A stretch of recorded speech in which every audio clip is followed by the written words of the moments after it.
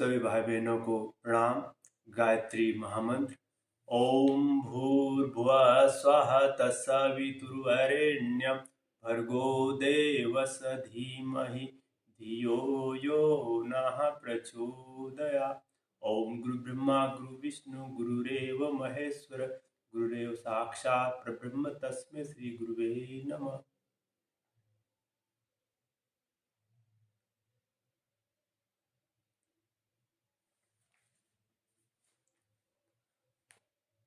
पंचमुखी साधना का उद्देश्य। पंचमुखी साधना जीवन के लिए क्यों आवश्यक एवं उसका उद्देश्य क्या है।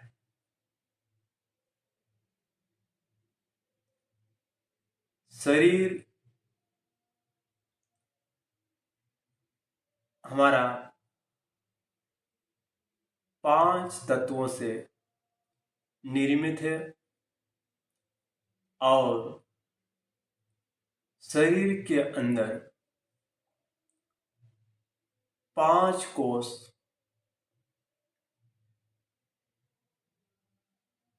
5 भाग है और 5 भाग से ही जीवन की सद्गति और दुर्गति होती है। 5 कोष में अलग अलग प्रकृति प्रवृत्तियां होती है। जो व्यक्ति को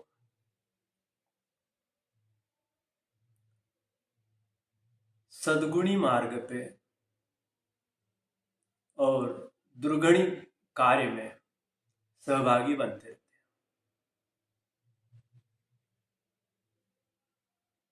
हैं। एक ही व्यक्ति के अंदर सजाति और विजाति दोनों प्रकार के गुण रहते हैं और दोनों प्रकार के गुण एक दूसरे के विपरीत होते हैं। वही गुण व्यक्ति के कर्म में, स्वभाव में, अंतकरण में घुसे हुए रहते हैं और उन्हीं विजाति तत्वों को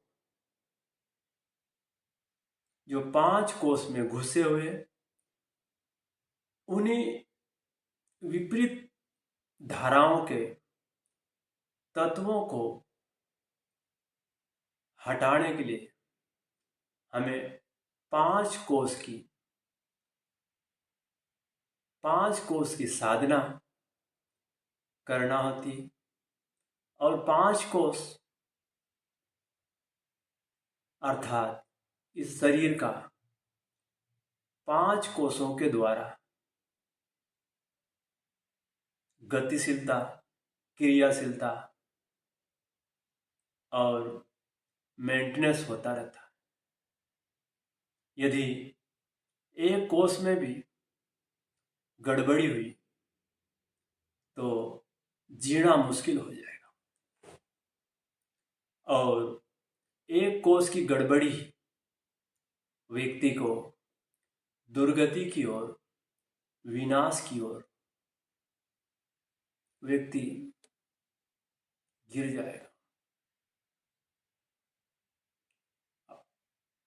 पतन की ओर, पीड़ा की ओर,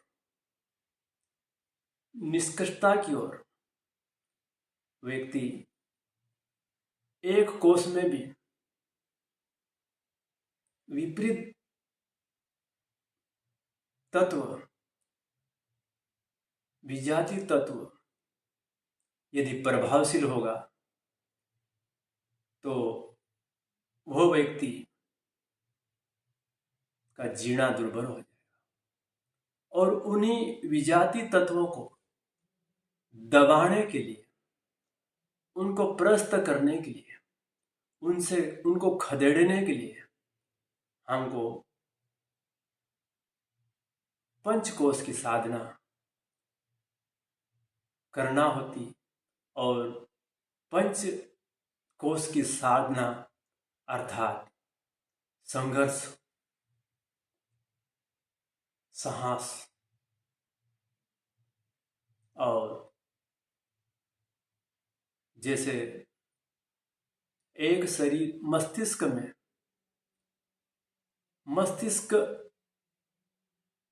में आंख, कान, नाक, मुंह, इस प्रकार जो भाग होते, उसी प्रकार हमारे शरीर के पैरों के 5 उंगलियां, हाथों की 5 उंगलियां, 5 का जो महत्व है वह पंचकोश से ही प्रभावशील रहती और उसी से संबंध रहता। एक उंगली यदि पृथक जाएगी तो वो उतना प्रभाव नहीं गिर जाएगी, वो टूट जाएगी। किंतु यदि 5 उंगलियां एक मुट्ठी बन जाएगी, वो घुसा बन जाएगा और जहां जिसको वो घुसा मारेंगे वो प्रभावशील रहेगा। उसी प्रकार हमारे शरीर के अंदर 5 कोष है और 5 कोष की प्रकृतियां अलग अलग है और अलग अलग प्रकृतियां अलग अलग अपने गुण कर्म स्वभाव के अनुसार कार्य करते रहते, जिसके कारण शरीर का, मन का और अंतःकरण का, अंत आत्मा का जो एकता नहीं होने से वह कार्य नहीं कर पाता जो जिस कार्य के लिए जो करना चाहिए। शरीर रोगी होता रहता, अलस प्रमाद में बना हुआ रहता, उनका गुण विपरीत प्रक्रिया में कार्य करता, विचारणा में भिन्नता रहती और अनुभव में कमी और मस्तिष्क में सत्य। ये 5 में एकता का अभाव, स्थूल शरीर, स्थूल अभ्यास, सूक्ष्म शरीर गुण, विचारणा, मनोभूमि वाला और अंतकरण, अनुभव और आनंद कोश सत्य। ये 5 में एकता स्थापित करने के लिए हमको 5 कोश, गायत्री की पंचकोश का उद्देश्य यही है कि हमारी 5 कोश की एकता हो। जिस प्रकार पांडव 5 होते हुए भी 5 की प्रकृतियां अलग अलग प्रकृतियां होने के उपरांत भी वो 5 की एकता थी, 5 की एक ही निष्ठा थी, एक ही श्रद्धा थी, एक ही भावना थी। जो बड़े भाई युधिष्ठिर ने जो कह दिया वो 5 उनके अनुसार चलने लगते थे। 5 में तालमेल और कौरव दल 100 होने के बाद में और उनके यार मित्र अन्य होने के उपरांत भी उनमें एकता नहीं थी। और कौरव दल में 100 भाई होने के उपरांत भी एकता नहीं होने के कारण, और एकता जो 5 पांडवों में एकता थी, उनके हाथों से उनको पराजय होना पड़ा। उसी प्रकार हमारे शरीर के अंदर 5 कोष है, अन्नमय कोष, प्राणमय कोष, मनोमय कोष, विज्ञानमय कोष और आनंदमय कोष। ये पांचों की प्रकृतियां अलग अलग है, और पांचों कोष में सजाति और विजाति दोनों प्रकार के तत्व मौजूद रहते हैं, और दोनों प्रकार के गुण होने के कारण वह जो लाभ लेना चाहिए, वह जो कार्य करना चाहिए, तालमेल के अभाव में वह पांचों कोष में भिन्नता होने के कारण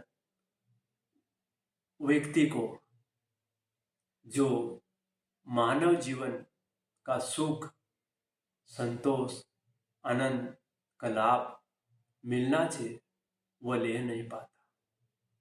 कारण यही हुआ कि पांचों में भिन्नता है।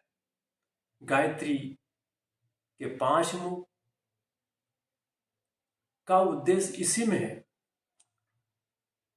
कि पांचों कोष की साधना करें, और पांचों कोष की जो विजाति तत्व है, दुष्प्रवृत्तियां हैं, कुसंस्कार के रूप में मन, मस्तिष्क, अंतकरण में छुपी हुई उन दुष्प्रवृत्तियों को, कुसंस्कारों को एक एक कोष की साधना कर उन विजाति तत्वों को, उन गुणों को हटाने के लिए गायत्री की पंचकोशी साधना के माध्यम से उन विजाति तत्वों से उनको खदेड़ना पड़ता है। यही हमारी गायत्री की पंचकोशी साधना है, और साधना से एक एक कोष के जो विजाति तत्व है हटने लगते, और अपनी एकता का जो एकजुटता है, एकजुटता का प्रभाव दिखाने लगते। गायत्री का 5 मुख अर्थात वही हमारे पंचकोश।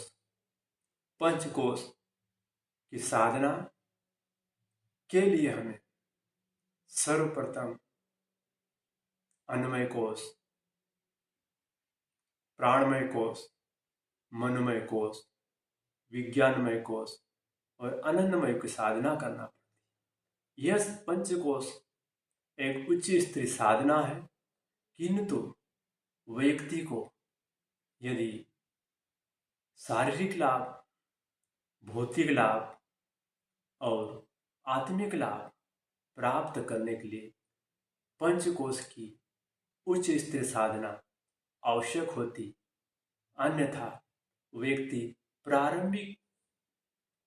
प्रारंभिक साधना, क्रियाकांड, जप, ध्यान, अनुष्ठान, पूजा पाठ, माला जप, ध्यान आदि तक ही व्यक्ति सिमट गया तो भौतिक एवं आत्मिक लाभ से लाभ तो मिलेगा, पर वो लाभ नहीं मिल पाएगा जो उसके अंदर उम्मीद है, जो वो आस लगाए हुआ है। उस आस और उम्मीद के लिए हमें पंचकोश की साधना करना आवश्यक होती है। और पंचकोश का उद्देश्य, गायत्री की पंचकोश साधना का उद्देश्य यही है कि शरीर के 5 भौतिक एवं 5 आत्मिक लाभ मिले और मानव जीवन को व्यक्ति खुद धन्य बना सकता और मानव जीवन को धन्य बनाने के साथ साथ में व्यक्ति स्वर्गीय वातावरण बढ़ाने की संभावना प्रबल होती। स्वर्गीय वातावरण जीने की संभावना व्यक्ति की प्रबल होने के साथ साथ में व्यक्ति पुरुषार्थ परमार्थ के लिए भी व्यक्ति प्रयत्नशील रहता है। व्यक्ति खुद लाभान्वित होगा, औरों को भी लाभान्वित करने के लिए प्रेरित करता रहेगा, प्रेरणा देता रहेगा। यही पंचकोश की साधना, गायत्री की पंचकोश की साधना का उद्देश्य यही है कि व्यक्ति अपने शरीर की एक एक कोश की साधना करे और लाभ ले और औरों को भी लाभ देने का प्रयत्न करे। और शांति शांति शांति।